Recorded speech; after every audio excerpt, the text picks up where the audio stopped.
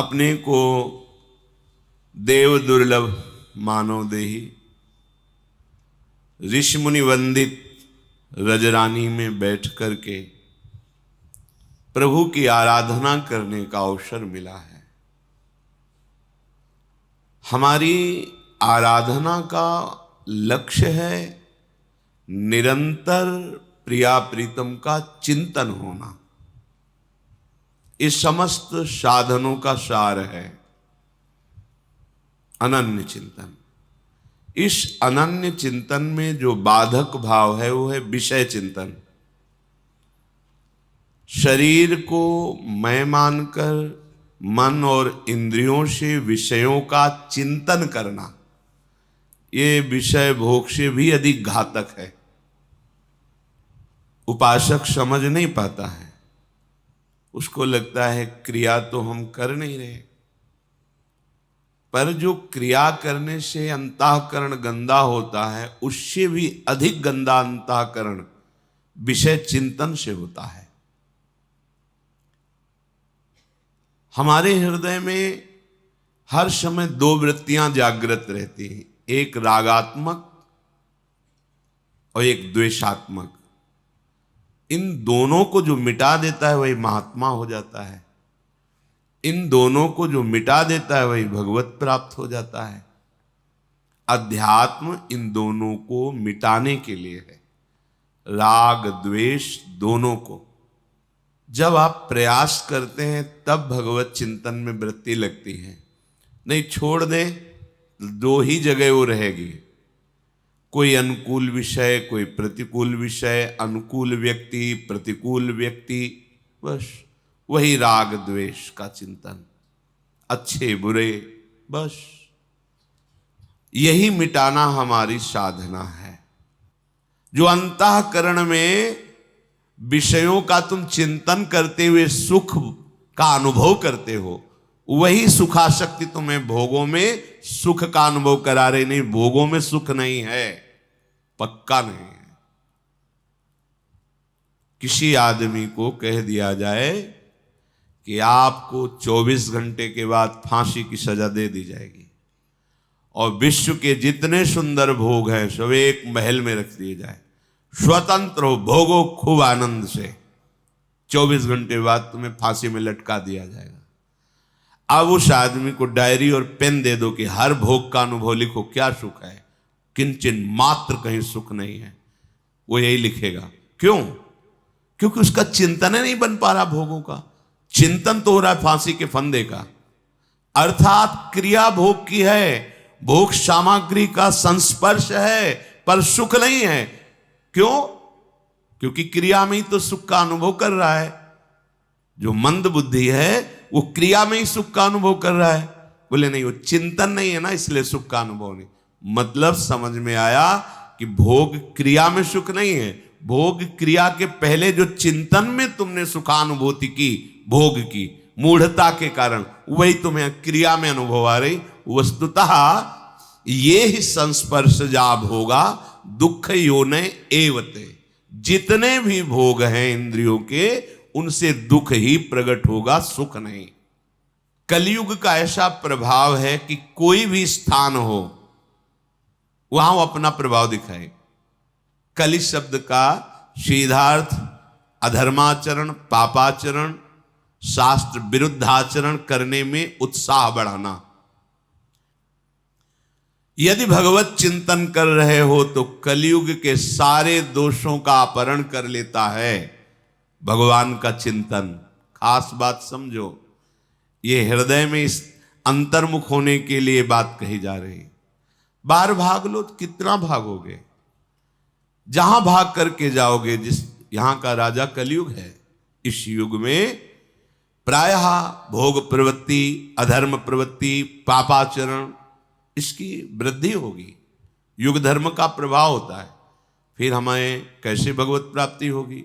तो कह रहे सर्वान हरत चित्तस्थो। देख लो, चित्त में यदि तुम्हारा भगवान पुरुषोत्तम, भगवान श्री कृष्ण का चिंतन हो रहा है तो सर्वान हरत, सब दोषों को हर लेंगे। खास बात पकड़िए, बहुत खास बात बता रहे हैं। किसी भी व्यक्ति, वस्तु, स्थान, द्रव्य, देश के अनुकूल होने पर हमारा भजन हो जाएगा, ये भाव बिल्कुल छोड़ दीजिए। सब जगह दोष है, सब जगह गुण है। कहीं भी चले जाओ, क्योंकि चिदानंद भाव में प्रवेश। अब जैसे धाम है, चिदानंद है, तो आपका भाव तो चिदानंद नहीं ना, तो आपको धाम प्राकृतिक ही दिखाई देगा ना, और प्राकृतिक दिखाई देगा तो सब मायाकृत। देखो ना घटनाएं कैसी प्रकट दिखाई देती हैं, वही मायाकृत चेष्टाएं। तो कहां जाओगे भजन करने के लिए? यहां हृदय में अंतर्मुख होइए। जब तक आपके हृदय में राग द्वेष जनित विषय चिंतन है, तब तक आप इंद्रियों के गुलाम हैं। उसके शरीर, इंद्री, मन से ऐसे कार्य जबरदस्ती कराते रहेंगे ये विषय, जिससे उसे कभी प्रसन्नता का अनुभव नहीं होगा। विषयों की प्राप्ति में हर्ष होता है, प्रसन्नता नहीं। और हर्ष का द्वंद्व है शोक, वो भोगना ही पड़ेगा। विषयों में जिसकी जिह्वा स्वादिष्ट पदार्थों का चिंतन करके भोगती रहती है, वो रसेंद्री के द्वारा भोगे जाने वाला भोग, चाहे जितना सात्विक भोजन हो, तामसिक और राजसिक हो जाता है। जहां तामसिक राजसिक हुआ कि उसे प्रसन्नता का अनुभव नहीं हो सकता है। जो वाक इंद्री से किसी की निंदा स्तुति करता रहता है, कटु भाषण, असत्य भाषण, व्यर्थ का भाषण, अहितकर भाषण, उसके हृदय में कभी प्रसन्नता प्रकट नहीं होती है। ध्यान दीजिए, जो घर में, परिवार में, परिजन में, धन संपत्ति में, मान कीर्ति में, शरीर के आराम भोग में आसक्त है, उसमें स्वाभाविक ये दोष पैदा हो जाएंगे। चोरी करना, जुआ खेलना, दुराचार करना, असत्य भाषण, अनाचार, दुर्व्यसन, कुसंग, कुप्रवृत्ति, ऐसे के हृदय में प्रसन्नता प्रकट नहीं होती। दूसरे के स्वत्त का अपहरण, धन का अपहरण, जमीन का अपहरण, दूसरे की स्त्री की तरफ कुभावना, अपने को बहुत श्रेष्ठ समझना, अपना मान प्राप्त करने की लालसा रखना, अपनी प्रशंसा सुन करके, ये सब दोष उसके हृदय में। इसलिए उसके हृदय में कभी भागवतिक प्रसन्नता नहीं प्रकट होती। इसलिए उपासक, खास बात, विषय चिंतन ना होने दे। जरासंध और भीमसेन का द्वंद्व युद्ध तय हुआ। यशस्वी ब्राह्मणों ने स्वस्ति वाचन किया, युद्ध की घोषणा की। कमर कस के भीम ने भगवान की तरफ देखा, उनको स्वस्ति वाचन कराने की जरूरत नहीं थी। परम स्वस्ति वही है जहां श्री कृष्ण है, परम मंगल है। भगवान की तरफ देखकर चरणों में प्रणाम किया। भयानक पराक्रमी जरासंध भीमसेन से कहा, आओ, स्वर्ग के द्वार तुम्हारे लिए खुल चुके हैं, मैं अभी तुम्हें पहुंचाता हूं, बड़े वीर बनते हो। भीमसेन ने कहा, युद्ध की इच्छा रखने वाले बात नहीं बनाते हैं, युद्ध करते हैं। दोनों सिंह के समान पराक्रमी अपनी भुजाओं के आयुध से द्वंद्व युद्ध करने लगे। जरासंध ने पहले हाथ मिलाया और एक दूसरे के चरणों का अभिवादन किया, फिर ताल ठोक कर युद्ध प्रारंभ कर दिया। अब अंग से अंग भिड़ना, गुथना, एक दूसरे को पटकना, उनके थप्पड़ों की मार ऐसी लगती थी जैसे बिजली कड़क रही हो, एक दूसरे पर प्रहार। कार्तिक मास के प्रथम दिन से युद्ध प्रारंभ हुआ था। कार्तिकश्चितु मासस्य प्रवत्तम प्रथमे हनि अनाहारम दिवारात्रो मविश्रांतो मवर्तत। बिना कुछ खाए पिए, बिना विश्राम के रात दिन प्रथम कार्तिक शुरू हुआ और दिन रात अविराम गति से चलता रहा त्रयोदशी तक। ना खाना, न पीना, न विश्राम, बस उठाक पटकला एक दूसरे। भगवान ने देखा कि जरासंध शिथिल हो रहा है, इशारे से कहा कि भीमसेन, ये भयानक कर्म करने वाला तुम्हारा जो शत्रु है ये थका दिखाई दे रहा है, इसलिए तुम इसे अधिक पीड़ा मत पहुंचाना, अर्थात अधिक पीड़ा पहुंचाओ, क्योंकि वो थक चुका है। यदि तुमने अधिक पीड़ा पहुंचाई तो ये प्राण त्यागने योग्य स्थिति में पहुंच जाएगा, इसलिए तुम्हें चाहिए कि इसे अधिक पीड़ा नहीं पहुंचाना, समभाव से युद्ध करो, अर्थात अधिक पीड़ा पहुंचाओ, विषम भाव से करो। भगवान का इशारा कुछ और था। श्री कृष्ण के ऐसा कहने पर ही भीमसेन ने भगवान का स्मरण करके उठाया और उसको पटक दिया। बार बार गला घोंटा, बार बार मारने की चेष्टा की, पर जरासंध हारने का नाम ही नहीं, मरने का नाम नहीं। अब भीमसेन ने भगवान की तरफ देखा कि ऐसे हम पूरे जीवन लगे रहेंगे तो भी नहीं मरेगा, ये कैसे मरेगा, गला दबा रहे, सब कुछ है, उसको फर्क ही नहीं पड़ रहा। तो भगवान श्री कृष्ण ने इशारा किया कि ये दैवी शक्ति से आशीष प्राप्त किए हुए है, ये सीधा साधा नहीं है कि ऐसे मर जाएगा मनुष्यों की तरह, ये खोटी बुद्धि वाला मारा तुम्हारे ही हाथ जाएगा। और एक नरकट बेत का उसको लिया, ऐसे चीर करके फेंक दिया। महाबली भीमसेन ने उसका लंगोट पकड़ करके उठा करके पटक दिया और पैर पे पैर रख करके उसको सीधा चीर दिया। वो ऐसे ही मर सकता था, जब ऐसे ही फेंका वो फिर दोनों जुड़ करके युद्ध करे। और प्रभु कब तक ये चलता रहेगा? तो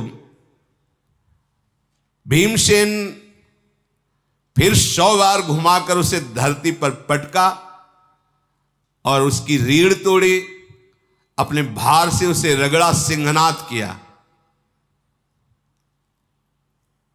पर उसको कोई फर्क नहीं पड़ रहा था। तब भगवान ने फिर वो तृण उठाया, ऐसे चीरा और उल्टा फेंका। भीमसेन समझ गए। फिर भीमसेन ने उसके पैर पर पैर रख करके उसके 2 टुकड़े किए और विपरीत दिशा में फेंक दिया। अब मगधराज का शरीर आकर पुनः नहीं जुड़ा। अब विकट गर्जना विजय की भीमसेन करने लगे, बहुत बड़ा योद्धा। अर्जुन ने उत्तर दिशा में सब राजाओं पे विजय प्राप्त करके बहुत धन धान्य महाराज युधिष्ठिर जी को दिया। भीमसेन ने पूर्व दिशा के राजाओं पर विजय प्राप्त की, सहदेव ने दक्षिण दिशा के राजाओं पर विजय प्राप्त की, नकुल ने पश्चिम दिशा के राजाओं पर विजय प्राप्त की। इसके बाद भगवान श्री कृष्ण ने द्वारिकापुरी से बहुत वैभव इंद्रप्रस्थ मंगाया। अब तो हर्षोल्लास आ गया, पहाड़ के पहाड़ लगे हुए थे रत्न, पूरे विश्व पर विजय प्राप्त की। महाराज युधिष्ठिर ने विधि पूर्वक ब्राह्मणों का स्वागत किया। धौम्याचार्य, द्वैपायन भगवान, व्यासदेव जी और सब पूरा परिवार बैठ करके भगवान श्री कृष्ण की तरफ देखकर युधिष्ठिर ने कहा, श्री कृष्ण आपकी कृपा से, आपके बल से अब कोई भी पृथ्वी पर ऐसा राजा नहीं जो हमें भेंट ना दे, अर्थात सब अनुकूल हो गए। इतना धन, इतने पदार्थ हो गए हैं कि हम बहुत काल तक यज्ञ कर सकते हैं, और मैं सब धन वैभव प्रजा और ब्राह्मण और ऋषियों की सेवा में लगाने के लिए ही एकत्रित किया है। अब आप आज्ञा कीजिए। तब भगवान श्री कृष्ण ने राजसूय यज्ञ के गुणों का विस्तार पूर्वक वर्णन करके कहा कि आप सम्राट पद के होने योग्य हैं, आप यज्ञ की दीक्षा लीजिए, हम सब लोग आपके सहयोग में हैं। अब जब पूजा के प्रथम पूजा श्रेष्ठ सिंहासन पर किस ऋषि को विराजमान करके पूजा की जाए इस सभा में, तो भीष्म जी से पूछा गया, वयोवृद्ध थे। महाराज युधिष्ठिर ने हाथ जोड़कर कहा, हमने तो यथोचित सबका आदर किया, अब अग्र पूजा और श्रेष्ठ पूजा, सबसे श्रेष्ठ कौन इस सभा में है जिसकी की जाए वो आप निश्चित कीजिए। जो सब में महान हो, सबसे श्रेष्ठ हो, विद्या बुद्धि बल तेज में, तो राजसूय यज्ञ में उसकी अग्र पूजा का। पितामह ने थोड़ी देर मौन और शांत रहकर कहा, महापराक्रमी भगवान श्री कृष्ण ही सबसे अग्र पूजा के अधिकारी हैं, ये परम पूजनीय हैं। कुंती नंदन युधिष्ठिर, ये भगवान श्री कृष्ण बल में, तेज में, विद्या में, सब में भगवान व्यासदेव जी से भी बढ़ चढ़ करके हैं। जितने भी ऋषि मुनि यहां पधारे हैं सबसे बढ़कर, जैसे सूर्य का उदय होते अंधकार नष्ट हो जाता है, ऐसे ही ये जिस सभा में होते हैं वहां प्रकाश ही होता है, आनंद ही होता है।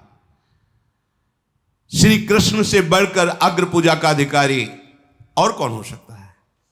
इसलिए हम आज्ञा करते हैं उच्च आसन पर भगवान श्री कृष्ण को विराजमान करके इनकी विधि पूर्वक अग्र पूजा की जाए। सबने, ब्रह्म ऋषियों ने एक शब्द में जय हो, ऐसा ही होना चाहिए। शिशुपाल बोला, बूढ़े हो गए हो, तुम्हारी बुद्धि काम नहीं कर रही। वो तो बहुत कड़ुआ बोला इसको इस अग्र पूजा का, अरे ये विपरीत आचरण तुम्हारी बुद्धि में कैसे आ गया भीष्म? तुम स्वार्थवश होकर कृष्ण का पूजन कर रहे हो। ये पांडव तो अभी बालक हैं। हम तो समझते थे महाराज युधिष्ठिर धर्मात्मा है, पोल खुल गई। वो तो एकदम विपरीत। हे गंगानंदन भीष्म, अरे इनकी तो स्मरण शक्ति जवाब दे गई, बुद्धि खराब हो गई इनकी, बूढ़े हो गए, इनकी क्या सलाह? कोई धर्मात्मा पुरुष भला मुंह देखी बात करेगा? अरे इतने बड़े बड़े महात्मा आए हैं विश्व के, वो कोई अग्र पूजा के अधिकारी नहीं है, ये अधिकारी है। भगवान श्री कृष्ण हंस रहे, उच्च सिंहासन पर बैठे हुए, अग्र पूजा हुई, हंस रहे। और कड़ुआ बोलने की हद, ये ऋत्वज है, आचार्य है, ये ऋषि है, चक्रवर्ती सम्राट है क्या ये? शिशुपाल है क्या ये? हमें बस इतना जब समझ में आया कि तुम लोग स्वार्थी हो, तुम्हारे काम में सहयोग देता है, इसलिए अग्र पूजा कर दी। तो राजसूय यज्ञ में स्वार्थ की पूजा नहीं होती। युधिष्ठिर जी एकदम खड़े हुए शिशुपाल के पास गए, हाथ जोड़ के कहा कि देखो ऐसे शब्द मत बोलो, राजसूय यज्ञ में शांति प्रदान होती है, और आप ऐसे वचन बोल रहे हो जो बहुत ही आपका मंगल करने वाले हैं। भीष्म जी के लिए आपने ऐसे शब्द बोले, अरे वो धर्म तत्व के परम प्रवीण ज्ञाता है, ऐसे शब्द तुम्हें बोलने ही नहीं चाहिए। देखो यहां भरी सभा में बड़े बड़े ऋषियों ने स्वीकार किया है कि श्री कृष्ण अग्र पूजा के अधिकारी हैं। चेदिराज श्री कृष्ण के यथार्थ स्वरूप को भीष्म जैसे महापुरुष ही जानते हैं, तुम्हें ऐसे शब्द नहीं बोलने चाहिए। शिशुपाल बड़ा कलुआ बोल रहा था, एक एक अक्षर में कटुता थी। भीमसेन दांत पीसते हुए, ओठ चबाते हुए खड़े हुए, वैसे ही विशाल का अब तो और फूल गए क्रोधावेश में, मानो आंखों में खून उतर आया हो। सब राजाओं के देखते देखते खड़े होकर ताल ठोकी, माथे में भ्रकुटी तन गई और दांतों को पीसते हुए उछल करके शिशुपाल के पास पहुंचने की चेष्टा की। भीष्म जी ने रोक दिया, जैसे महेश्वर ने कार्तिकेय को रोक दिया हो। भीष्म पितामह ने कहा बिल्कुल नहीं, बिल्कुल नहीं, तुम्हें क्रोध करने का अवसर नहीं, शांत हो जाओ। भीष्म जी के पकड़ने पर भगवान श्री कृष्ण के इशारे पर भीम शांत हुए, नहीं तो ऐसा लग रहा था कि राजसूय यज्ञ में अब तो बड़ा कलह युद्ध हो जाएगा। भीमसेन को कुपित देखकर हंसता हुआ शिशुपाल बोला, छोड़ दो भीष्म, छोड़ दो इस भीम को, ये बहुत खाने वाला आज समझेगा कि हमारी मार इसके ऊपर कैसे पड़ेगी। बुद्धिमान कुरुकुल तिलक भीष्म ने भीम से समझा, बिल्कुल नहीं, इस समय इसकी बुद्धि बिगड़ी हुई है, तुम्हारे द्वारा मारा नहीं जा सकता, तुम लोग जानते नहीं हो, ये तुम्हारे द्वारा मारा नहीं जा सकता। तो भीमसेन ने कहा क्यों नहीं मारा जा सकता, बलपूर्वक मारेंगे इसे, नहीं मारा जा सकता। ये दमघोष का पुत्र शिशुपाल जब उत्पन्न हुआ था, उस समय इसके 3 आंखें थी, एक भाल में भी थी और एक यहां थी, और 4 भुजाएं थी। और जब प्रकट हुआ था तो गधे की तरह, जैसे दुर्योधन रो रहा था ना, ऐसे ही रेक रहा था। इसके माता पिता सब भय से थर्रा उठे, 3 नेत्र 4 भुजाएं और रोने का ध्वनि जो वो गर्दभ की तरह, और बड़ी ही भयानक आकृति लग रही थी।